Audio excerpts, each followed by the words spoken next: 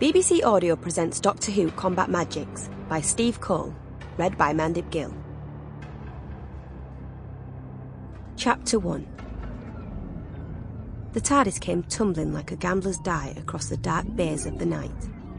Its wheezing salute sounded through the sky, and the light that crowned the police box shell shone out. An unearthly golden glow pulsed and broke through the clouds. The TARDIS flew into it and screamed. Whoa! The Doctor pirouetted away from the smoking TARDIS console, blowing at her fingers. She did not like that. The TARDIS did not like that. Yeah! I noticed! Graham clung to a crystal outcrop as the whole control room listed sharply. The usual warm orange lighting had become a demented wash of reds and purples, plunging the cavernous space into shifting shadows, and a bell was clanging somewhere, deep and dolorous, like the end of the world was coming. Graham stared around wildly to check that Ryan and Yaz were all right, saw a tangle of limbs flailing against the mushroom-shaped console, and breathed a sigh of relief. "What's going on?" Ryan yelled. "We ran into something 30,000 feet above the surface of the planet below." Walking against the wind, as she slowly fought her way back to the controls, the Doctor looked like a mime artist, except her blonde hair really was blowing all about her face, her blue coattails flapping like they wanted to take off. "A belt of energy. Ask me what kind." "What kind?" Yaz shouted. "I have no idea. None. Isn't that brilliant?" The Doctor's grin was wide enough to swallow them all as she reached the console at last, twisting and tickling the controls into submission. The buffeting grew calmer. The floor began to level out. Graham let go of a long, shuddering breath. "Jeez, Louise. I thought we'd had it then. We've landed!" The Doctor stared at the controls, as if daring them to disagree, her tone somewhere between accusation and wonder. "One day I'll get the hang of flying this thing." "You think?" Panting for breath, Yaz helped Ryan to his feet, letting him lean on her.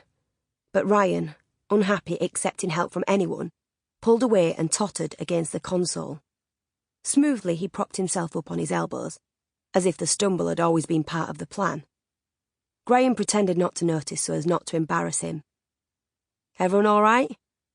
Ryan nodded, and Yaz pushed long black strands of hair back from her face. "So, belt of energy. Not good for the TARDIS." "Not good for anyone in close proximity." The Doctor was taking in whatever weird information her machine was prepared to divulge. "Luckily this is AD 451 and human beings can't fly, so your ancestors should be okay." "History time?" Ryan grinned. "Hey, Doctor." Love saying this. "Where on earth are we?"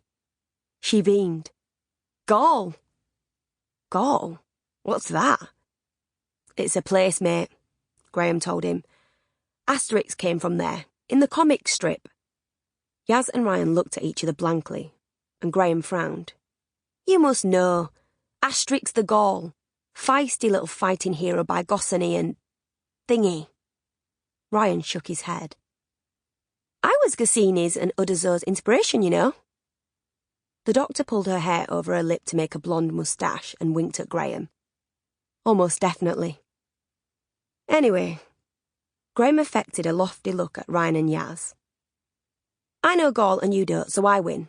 Old France, wasn't it, Doc?" "You mean, isn't it?" The Doctor blew her hair away and grinned, rubbing her hands with glee. "Gaul is out there on the other side of those doors, right now. Is, right this instant." She produced her sonic screwdriver and waved it over a crack in the console. "And Gaul isn't just France.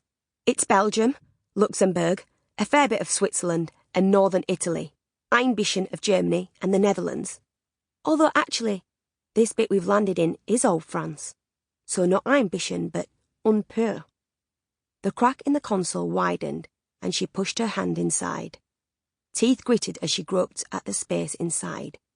"Un peu de countryside," she went on. "Somewhere between Orléans and Chalon." "Euro road trip," Ryan grinned. "We're going out then?" Sample complete. Ready to continue?